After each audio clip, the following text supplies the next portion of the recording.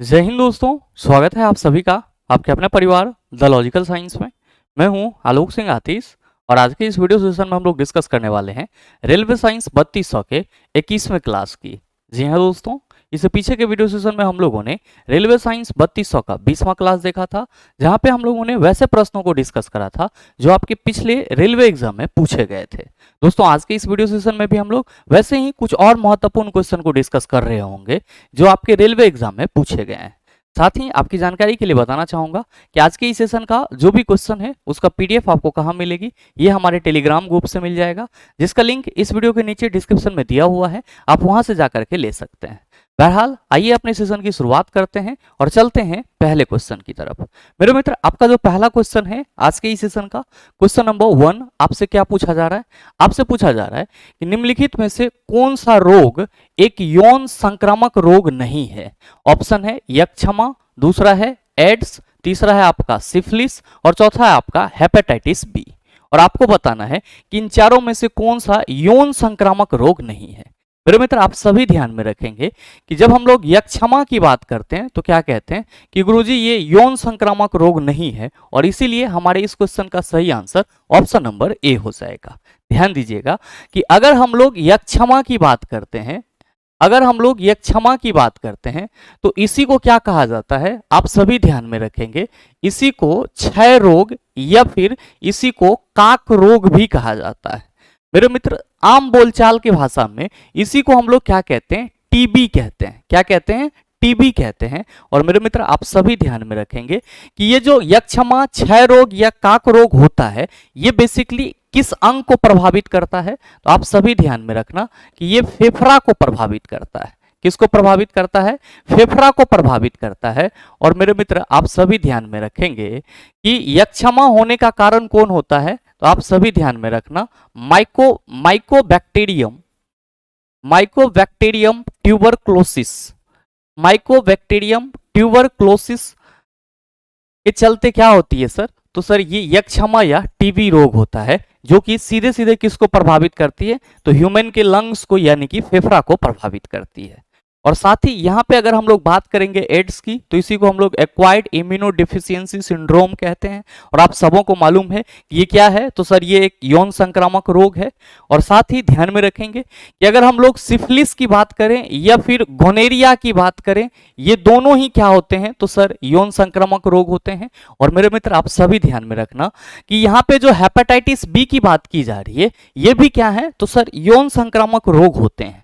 ध्यान में रखेंगे कि अगर कोई व्यक्ति हेपेटाइटिस बी से इन्फेक्टेड है और उसका सीमेन किसी दूसरे व्यक्ति के बॉडी में जा रहा है, तो वो भी क्या हो सकता है? हेपेटाइटिस बी से सर इन्फेक्टेड हो सकता है। और मेरे मित्र, आप सभी ध्यान में रखना कि हेपेटाइटिस बी जो है ये किसको प्रभावित करता है? तो आपके शरीर के यकृत यानी कि लीवर को प्रभावित करता है। और इसका कारण क्या होता है? तो HBV यानी कि हेपेटाइटिस बी वायरस जो होता है वो क्या होता है? हेपेटाइटिस बी का कारण होता है। नेक्स्ट क्वेश्चन आप सबों के सामने है, क्वेश्चन नंबर 2। आपसे पूछा जा रहा है कि मानव शरीर में पाइरुवेट का ऑक्सी विघटन कहां पर होता है? मेरे मित्र, आप सबों को मालूम है कि अगर हम लोग बात करते हैं किसकी? अगर हम लोग बात करते हैं श्वसन प्रक्रिया की, किसकी बात करते हैं? श्वसन प्रक्रिया की, रेस्पिरेशन की, तो आप सभी क्या कहते हैं कि गुरुजी ये एक ऐसी प्रक्रिया है जिसमें पचे हुए ग्लूकोज से हम लोग क्या करते हैं? तो सर ऊर्जा का निष्कासन करते हैं। ध्यान में रखेंगे, हम लोग नहीं करते हैं, हमारे बॉडी के जो ऑर्गन होते हैं वो करते हैं। आप सभी को ये भी मालूम है कि ये जो श्वसन की प्रक्रिया होती है ये कितने प्रकार के होते हैं? 2 प्रकार के होते हैं। कौन कौन सा? एक होता है आपका वायवीय श्वसन और दूसरा कौन सा होता है? तो दूसरा होता है अवायवीय श्वसन। कहने की कोई जरूरत नहीं है, आप सभी कहेंगे कि गुरुजी वायवीय श्वसन ऑक्सीजन के उपस्थिति में होगी, जबकि अवायवीय श्वसन जो है वो ऑक्सीजन के अनुपस्थिति में होगी। मेरे मित्र, आप सभी ध्यान में रखेंगे कि श्वसन की प्रक्रिया में एक्चुअली में क्या होता है? तो सर जो ग्लूकोज होता है इसका पहले ग्लाइकोलाइसिस होता है। ग्लूकोज का पहले क्या होता है? आप सभी ध्यान में रखना, ग्लाइकोलाइसिस होता है। ध्यान में रखेंगे कि ग्लाइकोलाइसिस की प्रक्रिया कहां पे होती है? तो सर ग्लाइकोलाइसिस की प्रक्रिया कोशिका द्रव में होती है। कहां पे होती है? कोशिका द्रव में होती है। और आप सभी ध्यान में रखना कि ये जो ग्लूकोज का ग्लाइकोलाइसिस कोशिका द्रव में होता है, ये क्या होता है? तो आप सभी याद रखेंगे कि ऑक्सीजन के अनुपस्थिति में होता है। यानी कि O2 के अब्सेंस में होता है। और मेरे मित्र आप सभी क्या कहते हो कि गुरुजी ग्लूकोज का जो ग्लाइकोलाइसिस कोशिका द्रव में ऑक्सीजन के अनुपस्थिति में होता है, तो इस प्रक्रिया के दौरान क्या बनता है, आप सभी कहते हैं पाइरुवेट बनता है, जिसको हम लोग पाइरुविक एसिड के नाम से जानते हैं। अब मेरे मित्र ये जो पाइरुविक एसिड या पाइरुवेट है, इसका क्या होता है सर, ऑक्सीकरण होता है, यानी कि आप कह सकते हो इसका पूर्ण विघटन होता है। कहां पे, तो सर माइटोकॉन्ड्रिया में। किस प्रक्रिया के थ्रू, तो क्रेब्स साइकिल प्रक्रिया के थ्रू। और मेरे मित्र यही पाइरुवेट से जो आपका पूर्ण इसका विघटन होता है, यानी कि आप कह सकते हो पूर्ण ऑक्सीकरण होता है, इसी से आपको क्या मिलती है, तो सर 36 एटीपी के रूप में आपको ऊर्जा मिलती है।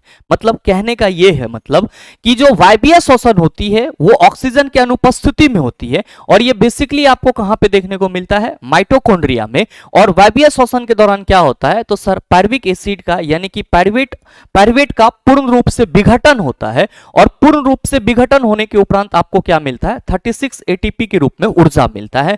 जबकि अवायवीय श्वसन की बात करते हैं तो इस प्रक्रिया में क्या होता है, तो सर ऑक्सीजन की अनुपस्थिति में ग्लूकोज का ग्लाइकोलाइसिस कोशिका द्रव में होता है, जिसके फलस्वरूप क्या बनता है, पाइरुवेट बनता है। क्या क्वेश्चन करा जा रहा है कि मानव शरीर में पाइरुवेट का ऑक्सी विघटन कहां पे होता है। आप कहेंगे सर पाइरुवेट का ऑक्सी विघटन पूछा जा रहा है, तो जाहिर सी बात है हम लोग कहेंगे क्रेब्स साइकिल के दौरान माइटोकॉन्ड्रिया में होता है। तो सही आंसर क्या हो जाएगा, ऑप्शन नंबर ए हो जाएगा।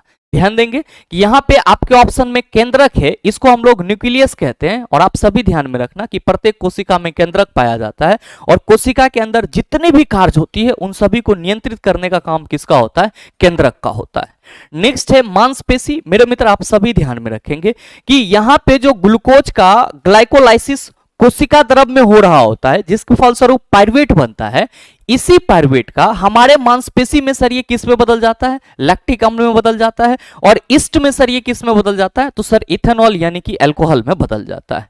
नेक्स्ट है आपका कोशिका द्रव। ध्यान में रखेंगे कि कोशिका के अंदर जो चिपचिपा सा द्रव होता है उसी को हम लोग क्या कहते हैं, कोशिका द्रव कहते हैं। और मेरे मित्र आप सभी ये ध्यान रखना कि कोशिका द्रव और केंद्रक को सम्मिलित रूप से हम लोग क्या कहते हैं, आप सभी याद रखेंगे, जीव द्रव कहते हैं। इसी को इंग्लिश में प्रोटोप्लाज्म बोला जाता है।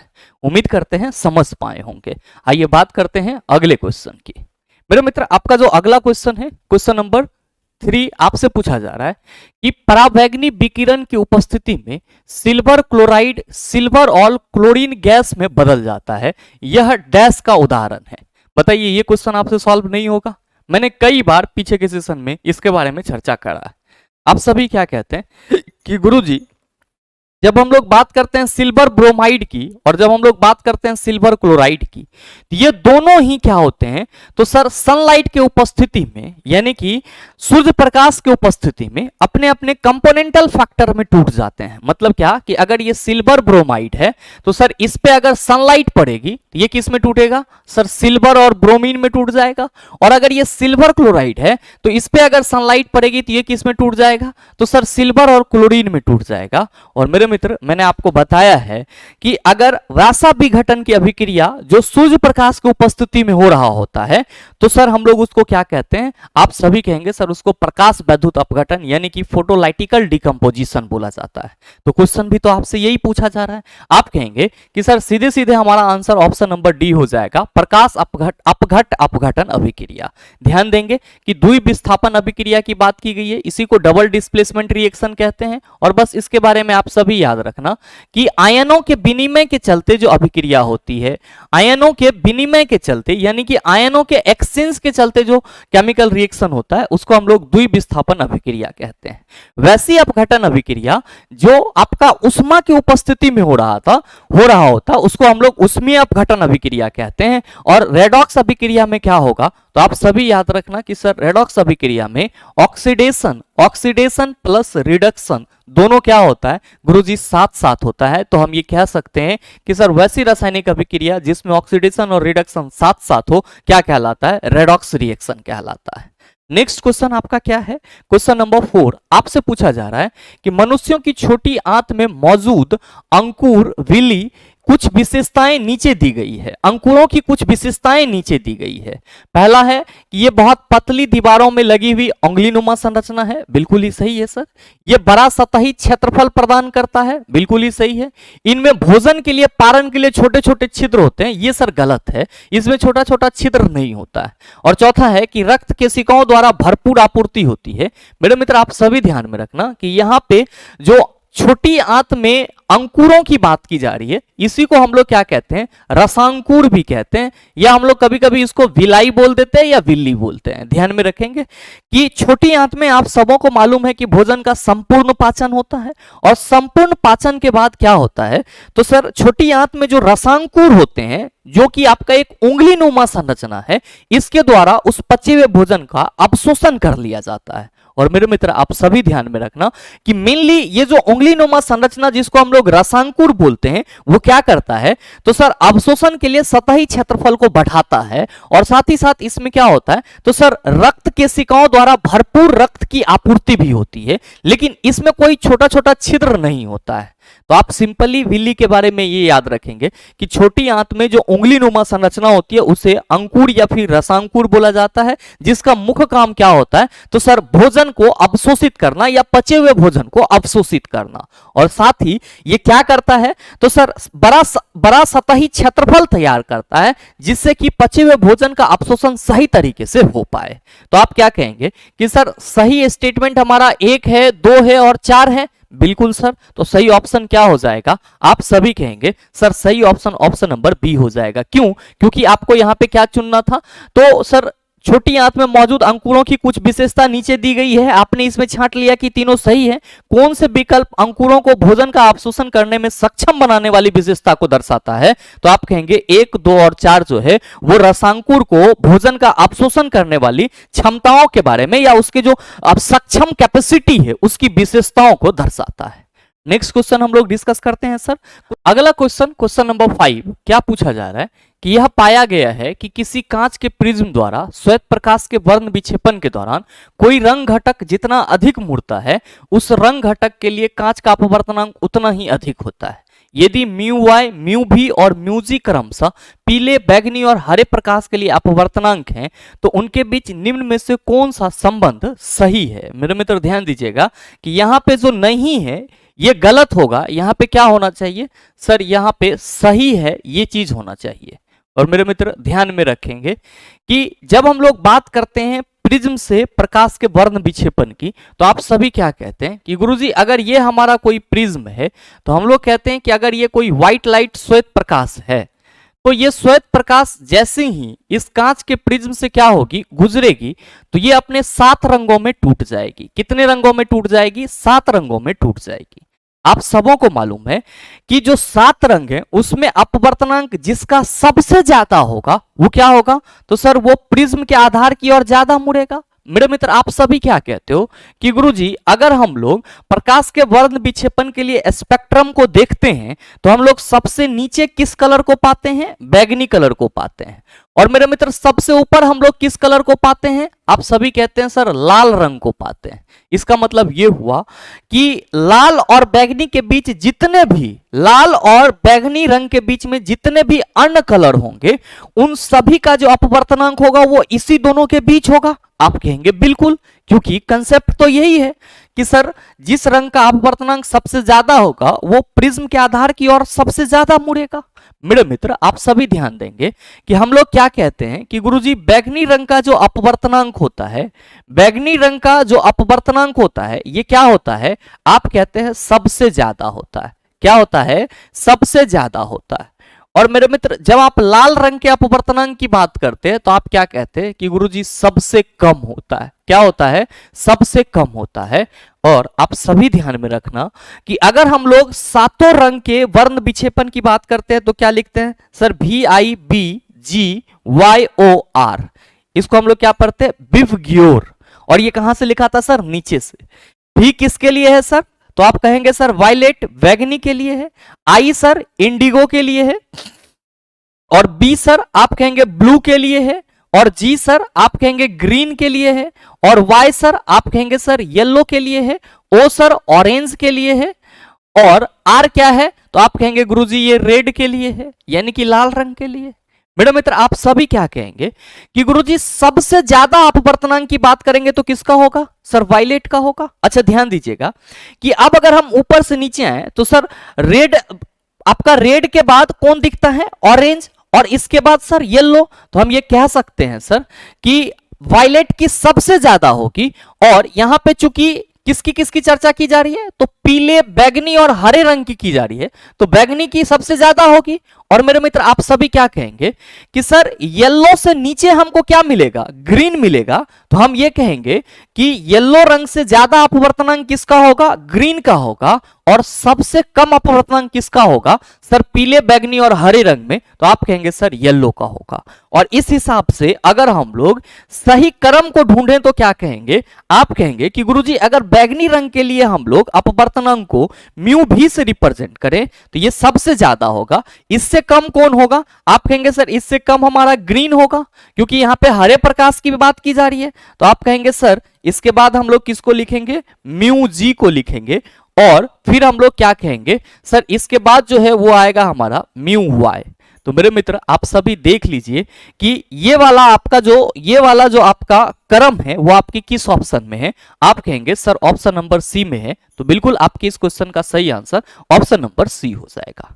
अब आते हैं कि सर यहां पे कौन सा संबंध नहीं है, इसको आपने काट करके सर सही है क्यों लिखा। ये तो सर क्वेश्चन को आप अपने हिसाब से ढालने की कोशिश कर रहे हो। मेरे मित्र ऐसा नहीं है। आप सभी जरा सा सोचो कि जब हम लोग प्रिज्म से प्रकाश के वर्ण विक्षेपण की बात करते हैं तो आप क्या कहते हो कि गुरुजी बैगनी रंग सबसे ज्यादा प्रिज्म के आधार की ओर मुड़ता है। तो ये चीज तो क्लियर है ना कि बैगनी रंग की अपवर्तनांक सबसे ज्यादा होगी और लाल रंग का अपवर्तनांक सबसे कम होगा। अब अन्य जितने भी कलर होंगे उन सभी का अपवर्तनांक इसी दोनों रंगों के बीच का होगा। तो आप खुद में अंदाजा लगा सकते हो कि क्या सभी रंगों की अपवर्तनांक कभी बराबर हो सकती है। आप कहेंगे नहीं। क्या सभी रंगों में अगर हम लोग अपवर्तनांक को देखें तो क्या हम ये कह सकते हैं कि सर हरा रंग की अपवर्तनांक सबसे ज्यादा होगी येलो और वायलेट से। आप कहेंगे सर ये कैसे होगा, जबकि वायलेट रंग की अपवर्तनांक क्या होती है सर, सबसे ज्यादा होती है। हमारा तो ये ऑप्शन गलत हो जाएगा। अब तीसरा ऑप्शन में आपका ये क्रम सही था, किस हिसाब से देख रहे थे, तो जब आपका पूछा जा रहा था कि कौन सा संबंध सही है उस हिसाब से। और चौथा ऑप्शन आप देखेंगे तो इसमें कहा जा रहा है कि म्यू वाई यानी कि येलो रंग की अपवर्तनांक सबसे ज्यादा है, जो कि क्या है सर, गलत है। तो भाई मेरे आप ऑप्शन को देख लो और क्वेश्चन क्या पूछा जा रहा है उस चीज को देख लो। तो आप क्या कहेंगे कि सर जो क्वेश्चन पूछा जा रहा था नहीं है, तो सर नहीं है का मतलब क्या हो जाता, हम लोग कहते कि सर निम्न में से कौन सा संबंध नहीं है। तो सर संबंध नहीं है तो तीनों ऑप्शन हो जाता। तीनों ऑप्शन क्या एक क्वेश्चन का आंसर हो सकता है। आप कहेंगे बिल्कुल नहीं। इसीलिए यहां से नहीं काट के आप लोग इसको ठीक कर लेंगे कि आपसे ये क्वेश्चन करा जा रहा है कि निम्न में से कौन सा संबंध सही है। उम्मीद करते हैं समझ पाए होंगे। आइए बात करते हैं अगले क्वेश्चन की।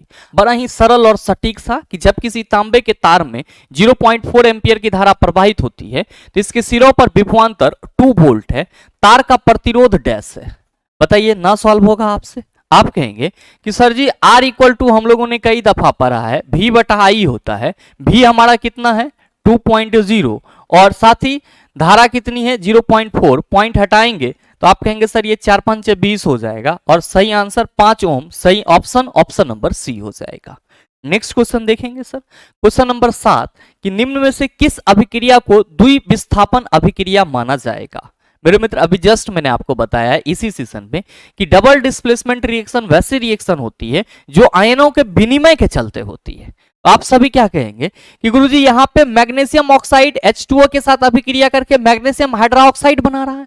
हम क्या देख रहे हैं कि सर दो अभिकारक आपस में जुट करके सिंगल प्रोडक्ट बना रहा है। जाहिर सी बात है कि ये जो अभिक्रिया होगी हमारा क्या होगा, आप कहेंगे सर संयोजी अभिक्रिया होगा, जिसको हम लोग कॉम्बिनेशन रिएक्शन के नाम से जानेंगे। मेरे मित्र नेक्स्ट देखेंगे कि जिंक जब FeCl3 के साथ अभिक्रिया कर रहा है तो ये FeCl3 से क्या कर रहा है सर, Fe को हटा दे रहा है और खुद जगह ले रहा है। तो आप कहेंगे सर यहाँ पे सिंगल डिस्प्लेसमेंट रिएक्शन होगा, जिसको हम लोग क्या कहते हैं, प्रतिस्थापन अभिक्रिया कहते हैं। क्या कहते हैं, प्रतिस्थापन अभिक्रिया कहते हैं। नेक्स्ट देखेंगे कि यहाँ पे HCl KOH के साथ अभिक्रिया करके KCl प्लस H2O बना रहा है। चला जी, आप सभी क्या देख रहे हैं कि हाइड्रोक्लोरिक अम्ल पोटेशियम हाइड्रोक्साइड के साथ अभिक्रिया कर रहा है। तो आप कहेंगे सर जब अम्ल क्षार के साथ अभिक्रिया कर रहा है तो लवण और जल बना रहा है, और जाहिर सी बात है कि यहाँ पे जो अभिक्रिया हो रही होगी वो आयनों के आपस में विनिमय के चलते हो रही होगी। तो हम लोग इसी को क्या कहेंगे, आप सभी कहेंगे सर इसी को हम लोग द्विविस्थापन अभिक्रिया कहेंगे। क्या कहेंगे, डबल डिस्प्लेसमेंट रिएक्शन कहेंगे। और ध्यान दीजिएगा कि ये उदासीनीकरण न्यूट्रलाइजेशन रिएक्शन का भी क्या होगा, एग्जाम्पल होगा। और नेक्स्ट है मेरे मित्र H2CO3 CO2 प्लस H2O में टूट जाता है। आप कहेंगे कि सर इसमें एक अभिकारक से हमें दो प्रतिफल मिल रहा है, तो ये हमारा क्या हो जाएगा, आप कहेंगे वियोजन अभिक्रिया हो जाएगा, यानी कि डिकम्पोजिशन रिएक्शन हो जाएगा। बहरहाल आपसे पूछा क्या जा रहा था कि इन चारों में से द्विविस्थापन अभिक्रिया कौन सी है। आप कहेंगे कि गुरुजी option number C is the right answer of this question. उम्मीद करते हैं समझ पाए होंगे। नेक्स्ट क्वेश्चन देखेंगे सर, क्वेश्चन नंबर 8 कि एक अवतल दर्पण सूर्य की प्रकाश किरणों को दर्पण से 10 सेंटीमीटर की दूरी पर अभिसारित करता है। यदि किसी वस्तु को दर्पण से 20 सेंटीमीटर की दूरी पर रखा जाता है तो प्रतिबिंब कहां बनेगा। बहुत सारे मित्र यहां पे सोच रहे होंगे कि गुरुजी प्रकाश की किरणों को दर्पण से 10 सेंटीमीटर की दूरी पर अभिसरित करता है, इसका मतलब क्या हुआ। तो मेरे मित्र आप सभी ध्यान में रखना, मैंने आपको बताया है कि अगर अवतल दर्पण में कोई प्रकाश की किरणें क्या होती है, अनंत से आ रही होती है, तो उसको क्या माना जाता है, मुख अक्ष के समांतर माना जाता है। और हम लोग क्या कहते हैं कि सर सूर्य से जो प्रकाश की किरणें आती है वो अनंत दूरी से ही आती है। तो जाहिर सी बात है कि सूर्य से आ रही प्रकाश की किरणों को हम लोग क्या मानेंगे, मुख अक्ष के समांतर मानेंगे। चिला जी, अगर अवतल दर्पण में कोई प्रकाश की किरण मुख अक्ष के समांतर होगी तो वो परावर्तित होकर के कहां से गुजरेगी, आप कहेंगे सर मुख अक्ष के एक बिंदु से होकर गुजर जाएगी, जिसको हम लोग क्या कहते हैं, एफ कहते हैं, यानी कि मुख्य फोकस कहते हैं। किसका, अवतल दर्पण का। ध्यान दीजिएगा कि कहा जा रहा है कि अवतल दर्पण सूर्य की प्रकाश किरणों को दर्पण से 10 सेंटीमीटर की दूरी पर अभिसरित करता है। मतलब क्या कि सर ये 10 सेंटीमीटर की दूरी पे जो अभिसरित कर रहा है, तो हम ये कह सकते हैं कि गुरुजी फोकस दूरी कितनी है, आप कहेंगे 10 सेंटीमीटर, क्योंकि अभिसरित यानी कि केंद्रित कहां पे होगा, तो सर परावर्तन होने के बाद मुख अक्ष के एक बिंदु से होगा, और वही बिंदु क्या कहलाएगा, फोकस कहलाएगा। और आपसे कहा जा रहा है कि यदि किसी वस्तु को दर्पण से 20 सेंटीमीटर की दूरी पर रखा जाए तो प्रतिबिंब कहां पे बनेगा। आप कहेंगे गुरुजी कोई दिक्कत नहीं है, हम सबों को मालूम है कि अवतल दर्पण की फोकस दूरी कितनी होती है। आप कहेंगे सर ऋणात्मक लेते हैं चिन्ह परिपाटी के अनुसार, तो यहाँ पे f इक्वल टू -10 सेंटीमीटर हो जाएगा। अच्छा, वस्तु दूरी भी इसमें हम लोग क्या लेते हैं, आप कहेंगे सर ऋणात्मक लेते हैं, कितना है, तो सर -20 सेंटीमीटर। आप कहेंगे सर हम लोग प्रतिबिंब दूरी निकाल सकते हैं, कैसे, 1/f equal to 1/v plus 1/u से। लेकिन मेरे मित्र मैं आपको कहूंगा कि यहाँ पे थोड़ा सा आप अपना माइंड लगाइए, कैलकुलेट करने की जरूरत नहीं पड़ेगी।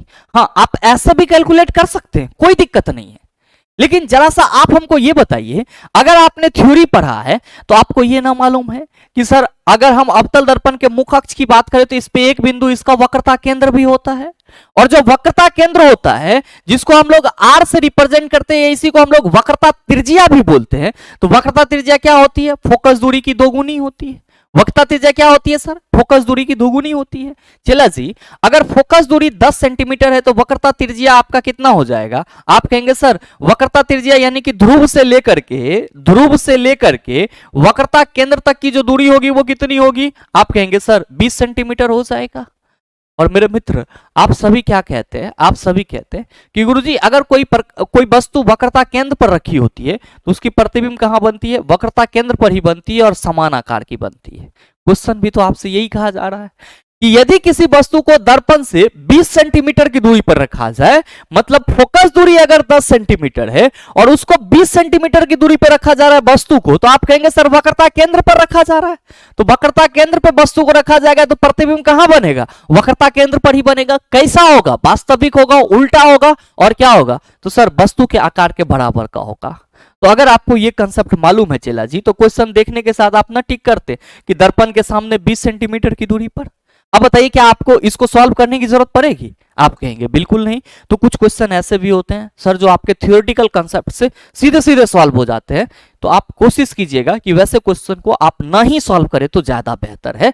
और ध्यान में रखेंगे कि अगर हम इस फॉर्मूला से भी चलेंगे तो हमारा आंसर कितना आएगा सर? 20 सेंटीमीटर ही आएगा। ना हो तो आप देख लेंगे, क्योंकि 1/f equal to 1/v plus 1/u है। आप कहेंगे सर 1/-10 अब प्लस यहां पे सॉरी 1/-10 इक्वल टू क्या हो जाएगा? 1/v अब प्लस 1/-20। चला जी ध्यान देंगे 1/-10 अब प्लस माइनस माइनस होगा, इधर आएगा तो फिर से प्लस हो जाएगा। तो 1/20 1/v 10 और 20 का एलसीएम कितना होगा? चला 10 से कम 10 10 दूना 20 20 से होगा ना। आप क्या कहिएगा सर? 10 दूना 20 20 से कम 20 1/v प्लस माइनस माइनस तो ये हो जाएगा माइनस 1/20 इक्वल टू 1/v। अब देखिए v इक्वल टू क्या हो गया? -20 सेंटीमीटर। तो चला जी आप इतना करेंगे और ये आपका सीधे सीधे कंसेप्ट से आ गया। दोनों में कौन सा आसान लगेगा मेरे मित्र? आपको जो आसान लगे उससे आप सॉल्व कर सकते हैं। बहरहाल उम्मीद करते हैं दोनों ही तरीके को आप समझ पाए होंगे। आइए बात कर लेते हैं अगले क्वेश्चन की। अगला क्वेश्चन नंबर 9 कि निम्नलिखित प्रत्येक 3 तत्वों वाले समूह में से कौन सा डॉबरेनर के त्रिक का गठन करता है? अब देखिए डॉबरेनर त्रिक के लिए मैंने आपको सर ट्रिक बताया हुआ है, क्या होता है? तो आप सभी कहेंगे सर आपने बताया है कि लीना के कैसरबा चल ब्रो आयोडीन लाने। लीना के कैसरबा चल ब्रो आयोडीन लाने। देख लीजिए कि इस 3 ग्रुप में से कौन सा ग्रुप यहां पे है? आप कहेंगे सर चल ब्रो आयोडीन लाने यहां पे है, तो सही आंसर ऑप्शन नंबर बी हो जाएगा। मेरे मित्र याद रखेंगे कि डॉबरेनर ने 3 तत्वों का समूह बनाया और 3 तत्वों का समूह जो उन्होंने बनाया था वो बढ़ते हुए परमाणु द्रव्यमान के क्रम पे था। और फिर उन्होंने बताया कि ये जो बीच वाला तत्व का परमाणु द्रव्यमान होगा वो किनारे के दोनों तत्वों के परमाणु द्रव्यमान का औसत होगा। ठीक है, यही क्या था सर? डॉबरेनर का ट्राइड रूल था। और ध्यान में रखेंगे कि ये lithium sodium potassium calcium strontium barium chlorine bromine और आयोडीन ये क्या है? तो आप कहेंगे डॉबरेनर ट्राइड्स है, डॉबरेनर के त्रियक है। नेक्स्ट क्वेश्चन आपसे कहा जा रहा है कि क्रमशः 10 ओम और 30 ओम के 2 प्रतिरोध ए और बी 6 वोल्ट बैटरी के साथ श्रेणी क्रम में संयोजित हैं। 1 सेकेंड में प्रतिरोध में क्षय होने वाली कुल ऊष्मा डैश होगी। मेरे मित्र इस टाइप का सवाल आपने पीछे के सेशन में भी देखा है। और आप कहेंगे कि गुरुजी चूंकि श्रेणी क्रम में संयोजित है तो हम लोग कहेंगे कि टोटल प्रतिरोध यहां पे हमारा 40 ओम हो जाएगा, जबकि विभवांतर कितना है हमारा? तो सर 6 वोल्ट। और टाइम कितना लेना है हमारा? 1 सेकेंड। आप सबको मालूम है कि H equal to formula I square RT होता है, I equal to V by R भी होता है। चला तो I के जगह अगर हम V बाय R रखें तो V बटा R का आप कहेंगे स्क्वायर गुना R इंटू टी। मेरे मित्र ध्यान देंगे कि V स्क्वायर बटा R square into R into T, तो ये स्क्वायर इस R को कैंसिल करेगा। आप कहेंगे सर ये हो जाएगा V स्क्वायर बटा R इंटू टी। चला जी V स्क्वायर इसका आप स्क्वायर कीजिए, कितना? 36। अच्छा आपका टोटल प्रतिरोध कितना है गुरुजी? 40। और समय कितना है सर? 1 सेकेंड। तो भाई मेरे जब आप इसको सॉल्व करोगे तो क्या कहोगे? 4 × 36 हो जाएगा और 4 × 40 हो जाएगा। क्या आप ये कटेगा? नहीं कटेगा। तो इसको सर उतना काहे लगी कर रहे हैं? 0.9 कर दीजिए और जूल लिख दीजिए। सही आंसर ऑप्शन नंबर डी हो जाएगा, कोई दिक्कत नहीं होना चाहिए। और इस टाइप के सर 1-2 क्वेश्चन और आपको आगे भी मिलेंगे, तो जब भी आपको सॉल्व करना है तो बस ये देख लीजिएगा कि प्रतिरोध को श्रेणी क्रम में जोड़ा जा रहा है या समांतर क्रम में। जैसे भी जोड़ा जाएगा उसको जोड़ देंगे, क्योंकि श्रेणी क्रम संयोजन भी मालूम है और समांतर क्रम संयोजन भी आपको मालूम है। तो मेरे ख्याल से इस टाइप के प्रश्न में आपको कोई दिक्कत नहीं होगी। नेक्स्ट क्वेश्चन आप सबों के सामने है क्वेश्चन नंबर 11 कि किसी पदार्थ की उच्च सांद्रता से निम्न सांद्रता की और स्वतः गति करने की प्रक्रिया क्या कहलाती है? विसरण। इसी को हम लोग इंग्लिश में डिफ्यूजन कहते हैं। जैसे कि अगरबत्ती किसी एक कोना में जल रहा होता है और पूरे रूम सुगंधित रहता है, किस प्रक्रिया के थ्रू? विसरण प्रक्रिया के थ्रू। सर जब खाना गर्म होता है तो उसका सुगंध, अगर मान लीजिए आपके किचन में मीट बन रहा है तो सर आप जहां बैठे हैं दरवाजे पे वहां तक आपको खुशबू आ रही होती है कि हाँ आज मीट बन रहा है और आपकी भूख जो है वो तेज हो जाती है। तो ये जो गर्म खाने का स्मेल होता है या फिर जो अगरबत्ती का स्मेल होता है या कोई अगर परफ्यूम लगाता है सर, जिस वक्त लगाता है उस वक्त पूरा रूम में परफ्यूम फैल जाता है। तो ये जो आपका परफ्यूम का एक जगह से दूसरे जगह गमन होता है तो आप ये कह सकते हैं कि सर जहां पे ज्यादा है और जहां पे कम है तो ज्यादा से कम की ओर मटेरियल जा रहा होता है। मेरे मित्र इसी प्रक्रिया को हम लोग क्या कहते हैं, विसरण कहते हैं, या सिंपल कहेंगे कि पदार्थों का उच्च सांद्रण से निम्न सांद्रण की ओर गमन करना क्या कहलाता है, विसरण कहलाता है। आप कहेंगे सर परासरण है, मेरे मित्र इसी को ऑस्मोसिस कहते हैं। और ध्यान में रखेंगे कि उच्च सांद्रण द्रव का निम्न सांद्रण की ओर बढ़ना, द्रव का उच्च सांद्रण से निम्न सांद्रण की ओर बढ़ना क्या कहलाता है, ऑस्मोसिस कहलाता है। और चलो जी याद रखिएगा कि रिवर्स ऑस्मोसिस का उपयोग, विपरीत जो आपका परासरण होता है उसका उपयोग कहां पे किया जाता है, जल शोधन के लिए किया जाता है। रिवर्स ऑस्मोसिस का उपयोग आप कहेंगे जल शोधन के लिए किया जाता है। गैसीय विनिमय, इसको मेरे मित्र गैसियस एक्सचेंज बोलते हैं। जनरली प्लांट से रिलेट करके क्वेश्चन पूछा जाता है कि पौधों में गैसीय विनिमय पौधे के किस भाग से मुख्य रूप से होती है। तो आप सभी ध्यान में रखना कि पौधे के लीफ में जो स्टोमाटा होता है, रंध्र होता है, उससे क्या होता है, गैसियस एक्सचेंज होता है पौधे में। नेक्स्ट क्वेश्चन है परिसंचरण, इसी को हम लोग ट्रांसपोर्टेशन कहते हैं। ध्यान में रखेंगे कि आपके बॉडी में जो ऊर्जा या फिर आप कह सकते हो कोई अन्य पदार्थ पूरे शरीर में प्रवाहित होती है या परिसंचरित होती है, उस प्रक्रिया को ही हम लोग क्या कहते हैं, परिसंचरण कहते हैं। और ध्यान में रखेंगे कि मानव परिसंचरण का केंद्रीय अंग किसे माना जाता है, हार्ट को माना जाता है, यानी कि हृदय को माना जाता है। क्यों? क्योंकि सर हार्ट के द्वारा ही क्या होता है, तो पूरे शरीर में ब्लड को पंप किया जाता है, यानी कि पूरे शरीर में ब्लड को भेजा जाता है। नेक्स्ट क्वेश्चन आप सबों के सामने है कि बेकिंग सोडा के विनिर्माण के लिए किन यौगिकों की आवश्यकता होती है। कई बार मैंने बताया है कि सर NaCl, CO2, NH3 यानी कि साधारण नमक, कार्बन डाइऑक्साइड और अमोनिया, इसका इस्तेमाल करके हम लोग क्या करते हैं सर, बेकिंग सोडा का निर्माण करते हैं। ध्यान में रखेंगे कि बेकिंग सोडा के साथ जब हम लोग टार्टरिक एसिड मिला देते हैं तो वो क्या बन जाता है, हमारा बेकिंग पाउडर बन जाता है। और सर ये जो बेकिंग सोडा है या जो हम लोग बेकिंग सोडा की बात करते हैं, इसका उपयोग आपका सोडा एसिड फायर एक्सटिंग्विशर में भी होता है। क्यों? क्योंकि आप सभी ध्यान में रखना कि सर धातु के कार्बोनेट या बाइकार्बोनेट जब किसी अम्ल के साथ अभिक्रिया करते हैं तो वो क्या प्रोड्यूस करते हैं, कार्बन डाइऑक्साइड गैस। और इसी वजह से सर ये जो आपका बेकिंग सोडा होता है, जिसको हम लोग सोडियम हाइड्रोजन कार्बोनेट या सोडियम बाइकार्बोनेट कहते हैं, इसका उपयोग कहां पे किया जाता है, सोडा एसिड फायर एक्सटिंग्विशर में किया जाता है। साथ ही आप सभी ध्यान में रखना कि अगर हम लोग खाना को जल्दी पकाने की बात करते हैं तो भी हम लोग किसका इस्तेमाल करते हैं, तो सर बेकिंग सोडा का इस्तेमाल करते हैं। नेक्स्ट क्वेश्चन आप सभी के सामने है, क्वेश्चन नंबर 13 कि किसी वस्तु को एक 12 सेंटीमीटर फोकस दूरी वाले अवतल दर्पण के सामने 8 सेंटीमीटर की दूरी पर रखा गया है, इसका प्रतिबिंब डैश की दूरी पर बनेगा। मेरे मित्र यहाँ पे आपको थ्योरी वाला कंसेप्ट काम नहीं आएगा, यहाँ पे आपको क्वेश्चन को न्यूमेरिकल तरीके से सॉल्व करना होगा। कहा जा रहा है कि वस्तु को 12 सेंटीमीटर फोकस दूरी वाले अवतल दर्पण के सामने, अवतल दर्पण की बात की जा रही है तो एफ हमारा ऋणात्मक कितना होगा, -12 सेंटीमीटर। अवतल दर्पण के सामने 8 सेंटीमीटर की दूरी पे रखी गई है, यानी कि वस्तु दूरी भी हमारा ऋणात्मक होगा। आपसे पूछा जा रहा है प्रतिबिंब दूरी क्या होगा, दर्पण फॉर्मूला लगाएंगे सर 1/f = 1/v + 1/u। क्या कहिएगा, 1/-12, 1/v हमको निकालना है, प्लस क्या होगा 1/-8। क्या कहेंगे कि सर इसी को हम 1/v - 1/8 लिख सकते हैं, और 1/-12 इधर आएगा तो +1/8 हो जाएगा, और ये 1/v हो जाएगा।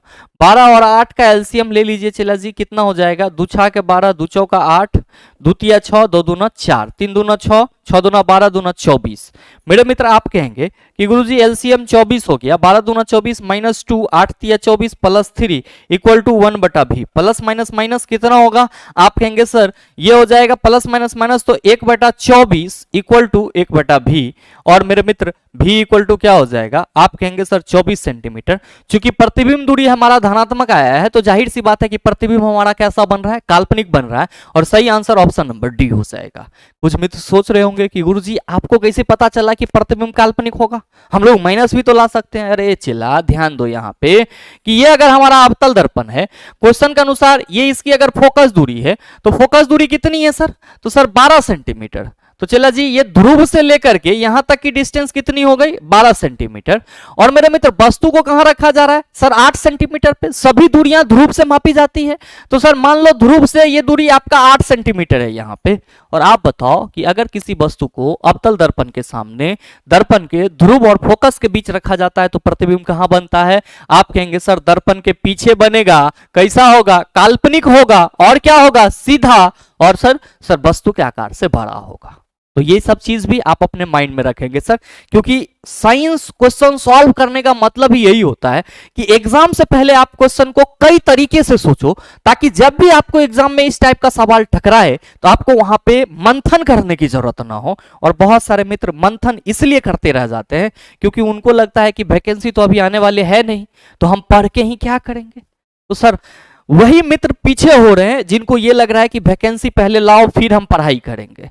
बाकी वैसे सभी मित्र जो अभी से तैयारी में लगे हुए हैं वो कहीं ना कहीं बेस्ट रिजल्ट देंगे, ऐसी हमारा आशा है सर, और ऐसा हम कामना भी करते हैं।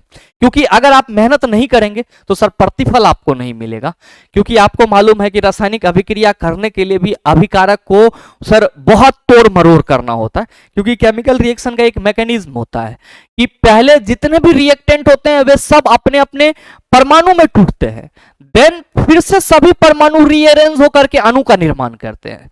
तो सर सफलता लेने से पहले आपको बहुत सारा बुरा दिन देखना पड़ सकता है, आपकी वैकेंसी लेट हो सकती है, आप बीमार पड़ सकते हैं, बहुत सारी चीजें हो सकती है, लेकिन सभी चीजों को समायोजित करके अगर आप अपने लक्ष्य पे टिके हुए रहते हो तो प्रतिफल के रूप में आपको इतना बड़ा अणु मिलता है कि सर उसको लेकर के आप पूरे जीवन सही से निर्वाहित कर सकते हो। और सर आप ये कह सकते हो कि हम अपनी लाइफ को स्टेबल कर चुके हैं। इसलिए मेरे मित्र आप सभी इस भ्रम में न रहें कि वैकेंसी आएगी तो पढ़ाई करेंगे, जरूरी नहीं है, क्योंकि आप सबों को मालूम है कि आम चुनाव नजदीक है तो वैकेंसी आनी ही आनी है। और मैं अगर 2018 की वाकया आपको बताऊं तो उस समय बहुत सारे मित्र हमारे ऐसे थे ग्रुप के जो एएलपी का तैयारी कर रहे थे, तो उनको भी सेम कंडीशन यही लग रहा था कि पता नहीं वैकेंसी देगी या नहीं देगी। एक दिन सुबह उठकर हम ऐसे आंख धो रहे थे और वही लड़का जो बहुत ज्यादा आसान्वित रहता था कि वैकेंसी आएगी या नहीं आएगी, हम पढ़े या ना पढ़े, वही हमको फोन करके बोल रहा है कि आलोक वैकेंसी दे दिया है और फॉर्म भराना भी चालू है। और यकीन मानिए बहुत मेहनत किया, लेकिन सर 2-4-6 महीना का मेहनत आपको एग्जाम में सफलता नहीं दिला सकती है। आपको भी मालूम है कि मैथ है, रीजनिंग है, साइंस है, बहुत सारी चीजें पढ़नी है। और ऐसा थोड़ी है कि 2 जोड़ 2 4 होता है और 4 चौका 16, 16 दूना 32 होता है, ऐसा क्वेश्चन पूछा जाएगा। आपको अगर सही करना है, सही से एग्जाम क्रैक करना है, तो आपको हर एक सब्जेक्ट पे सर गहराई से नॉलेज होना चाहिए। और 4 महीना में आप कितना गहराई से नॉलेज दे लेंगे ये आपका आत्मा जान रहा है और मेरा आत्मा जान रहा है। बहरहाल बात कर लेते हैं सर अगले क्वेश्चन की। नेक्स्ट क्वेश्चन है क्वेश्चन नंबर 14 कि मीथेन और क्लोरीन गैस से मिथाइल क्लोराइड का बनना किस प्रकार की अभिक्रिया है।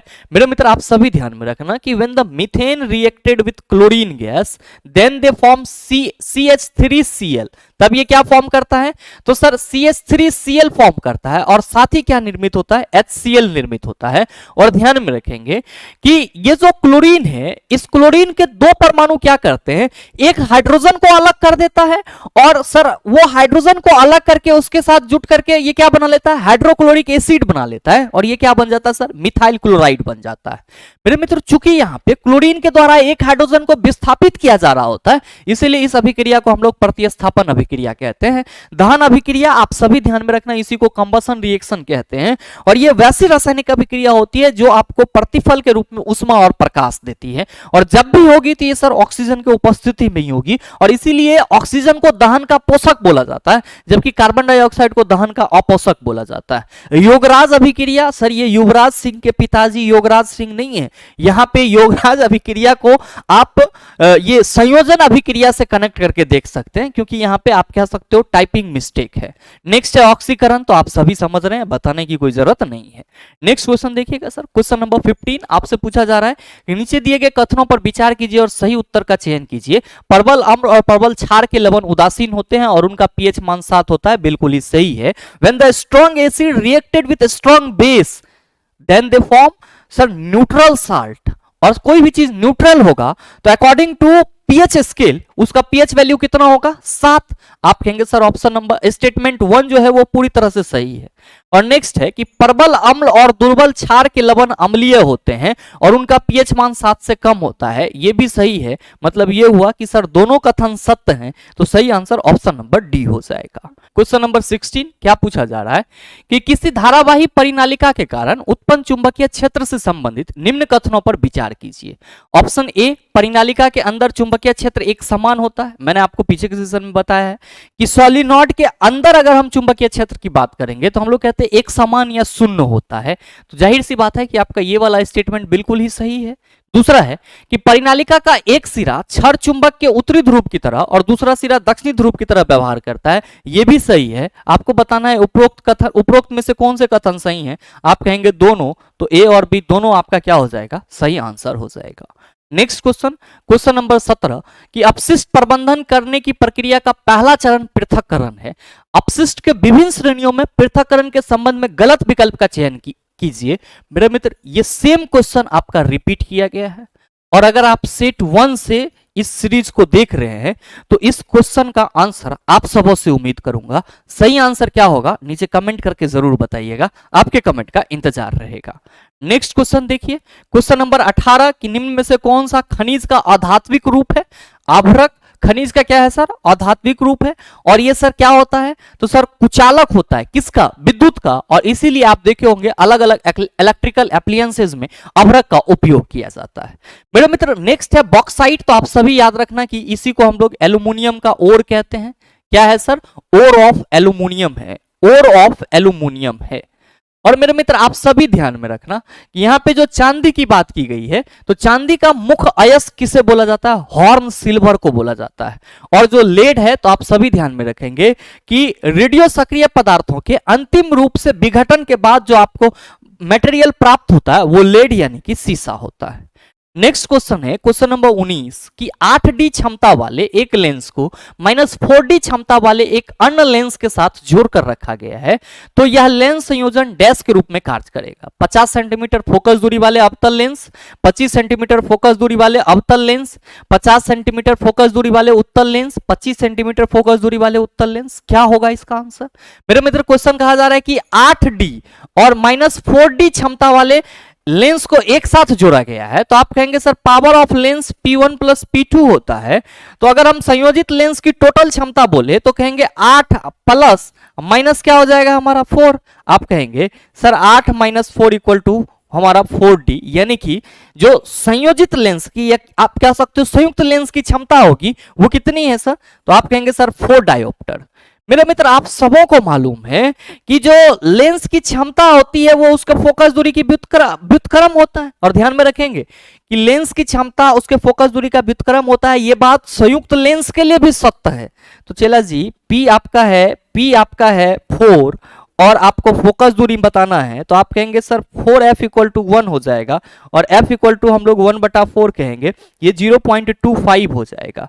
अच्छा ये 0.25 मीटर होगा और आंसर आपको सेंटीमीटर में दिया हुआ है तो आप कहेंगे 0.25 × 100। इसको हम पॉइंट हटा देंगे तो ये 100 कट जाएगा और ये क्या हो गया सर 25 सेंटीमीटर। चूंकि मेरे मित्र लेंस की फोकस दूरी क्या है, आप कहेंगे सर ये धनात्मक में आया है तो हम उत्तल लेंस की फोकस दूरी के बारे में क्या जानते हैं कि सर उत्तल लेंस की फोकस दूरी धनात्मक होती है। तो जो हमारा संयुक्त लेंस होगा वो किस तरह से कार्य करेगा, तो सर 25 सेंटीमीटर फोकस दूरी वाले उत्तल लेंस की तरह कार्य करेगा। तो सही आंसर क्या होगा, ऑप्शन नंबर डी हो जाएगा। नेक्स्ट क्वेश्चन क्या है सर देख लेते हैं। नेक्स्ट क्वेश्चन, क्वेश्चन नंबर 20 आपसे पूछा जा रहा है कि किसी सीधे धारावाही चालक के कारण उत्पन्न चुंबकीय क्षेत्र से संबंधित निम्न कथनों पर विचार कीजिए। किसी बिंदु पर चुंबकीय दिक्सूचक की सुई के दक्षिणी ध्रुव की दिशा उस बिंदु पर चुंबकीय क्षेत्र की दिशा को दर्शाती है। बिल्कुल गलत है सर। चुंबकीय दिक्सूचक की जो सुई होती है वो हमेशा नॉर्थ और साउथ पोल की ओर इंडिकेट करेगी। कब, जब उसको स्वतंत्र पूर्वक यानी कि फ्रीली लटकाया जाए। लेकिन अगर हम लोग चुंबकीय क्षेत्र के पास ले जाएंगे तो चुंबकीय क्षेत्र के पास कंपास नीडल का डेविएशन यानी कि विचलन सिर्फ और सिर्फ ये बताता है कि यहाँ पे मैग्नेटिक प्रॉपर्टीज आ रही है या हम कह सकते हैं चुंबकीय क्षेत्र उत्पन्न हो रही है। नेक्स्ट है आपका स्टेटमेंट कि यदि चालक में धारा की दिशा को उलट दिया जाए तो चुंबकीय क्षेत्र रेखाओं की दिशा उलट जाती है। बिल्कुल सही है। तो उपरोक्त में से कौन से कथन सही हैं, आप कहेंगे सर केवल 2। तो सही आंसर कौन लेके जाएगा, ऑप्शन नंबर ए लेके जाएगा। नेक्स्ट क्वेश्चन देखेंगे, क्वेश्चन नंबर 21 आपसे कहा जा रहा है कि नीचे दिए गए कथनों पर विचार कीजिए और सही उत्तर का चयन कीजिए। आवर्त में बाईं ओर से दाईं ओर जाने पर परमाणु त्रिज्या में वृद्धि होती है। गलत है। आवर्त में बाईं से दाएं जाएंगे तो जो सर परमाणु त्रिज्या है उसमें क्या होगी सर, कमी होगी। और अगर किसी वर्ग में ऊपर से नीचे आएंगे तो परमाणु त्रिज्या बढ़ेगी। तो पहला ऑप्शन तो चला गलत हो गया। और दूसरा है कि आवर्त में बाईं ओर से दाईं ओर जाने पर नाभिकीय आवेश में वृद्धि होती है। सर ये वाला बात बिल्कुल ही सही है, क्योंकि परमाणु त्रिज्या क्या होती है सर, घटती है। तो जाहिर सी बात है कि परमाणु त्रिज्या घटेगी तो जो सर नाभिक होगा वो क्या करेगा, तो सर परमाणु के जो अन्य कक्षा होंगे उसको अपनी ओर तेजी से आकर्षित करेगा। तो अपनी ओर तेजी से आकर्षित करेगा मतलब क्या हुआ कि सर नाभिकीय आवेश क्या हो जाएगी, बढ़ जाएगी। तो हम लोग कहेंगे कि सर केवल और केवल कथन दो क्या है हमारा सही है, और सही आंसर क्या हो जाएगा, ऑप्शन नंबर डी हो जाएगा। मेरे मित्र आपका जो अगला क्वेश्चन है, क्वेश्चन नंबर 22, आपसे पूछा जा रहा है कि मेंडल ने मटर के पौधे के अनेक विपरीत दृश्य लक्षणों के आधार पर प्रयोग किए, उनमें से कुछ निम्नलिखित थे। गोल और झुर्रीदार बीज, लंबे और छोटे पौधे, सफेद और बैंगनी फूल। आपसे कहा जा रहा है कि इनमें से कौन से मटर के पौधे में पाए जाने वाले अप्रभावी लक्षण है। ध्यान दीजिएगा कि यहाँ पे प्रभावी लक्षण की बात नहीं की जा रही है, यहाँ पे अप्रभावी लक्षण की बात की जा रही है। तो आप सभी क्या कहेंगे कि गुरुजी अप्रभावी लक्षण में कहीं पे भी झुर्रीदार, छोटे और सफेद बीज की कल्पना नहीं की गई थी। तो सीधे सीधे हमारा आंसर क्या हो जाएगा, आप कहेंगे सर ऑप्शन नंबर डी, क्योंकि यहीं पे किसकी बात की जा रही है, झुर्रीदार, छोटे और सफेद की बात की जा रही है। नेक्स्ट क्वेश्चन, क्वेश्चन नंबर 23 कि क्रमशः 6 ओम और 12 ओम के दो प्रतिरोध ए और बी 3 वोल्ट बैटरी के साथ समांतर क्रम में संयोजित है। 1 सेकंड में बैटरी द्वारा परिपथ को आपूर्ति की गई कुल ऊर्जा डैश होगी। बताइए ना सॉल्व होगा। सर ये न्यूमेरिकल क्वेश्चन आपके लिए होमवर्क है, इसको सॉल्व करके आंसर जरूर कमेंट करके बताइएगा। नेक्स्ट क्वेश्चन, क्वेश्चन नंबर 24 की निम्नलिखित में से किस प्रकार के कोयले में कार्बन की मात्रा सर्वाधिक होती है। कोयला का 4 प्रकार, एंथ्रासाइट, बिटुमिनस, लिग्नाइट और पिट। सबसे ज्यादा कार्बन किस में रहता है सर, एंथ्रासाइट में। तो सही आंसर क्या हो जाएगा, ऑप्शन नंबर डी हो जाएगा। कोयला निर्माण की प्रक्रिया कार्बनीकरण कहलाती है। Next question, question number 25 silicon द्वारा निर्मित लंबी श्रृंखला वाले यौगिक क्या होते हैं। आप सभी याद रखना अति अभिक्रियाशील होते हैं और इसी का क्या होता है सर, अर्धचालक बनाया जाता है। मेरे मित्र आपके आज के इस सेशन में टोटल 25 क्वेश्चन थे, जिसको आपने आसानी से क्लियर कर लिया है। और अब आपको अगर इस तरह का प्रश्न दोबारा दे दिया जाए तो मेरे ख्याल से आप उसका उत्तर भी आसानी से दे सकते हैं। साथ ही उम्मीद करते हैं कि ये वीडियो आप सबों को अच्छा लगा होगा। अगर आपको अच्छा लगा तो वीडियो को लाइक कीजिएगा, ज्यादा से ज्यादा शेयर कीजिएगा, और हाँ अगर आप चैनल पे नए हैं तो सब्सक्राइब करके बेल आइकन दबा लीजिएगा, ताकि इस तरह के एग्जाम रिलेवेंट वीडियो का नोटिफिकेशन सबसे पहले आपके पास पहुंचे और आप उसको सबसे पहले देख पाओ। मिलते हैं फिर अगले वीडियो सेशन में, तब तक के लिए best of luck, thank you, have a nice day.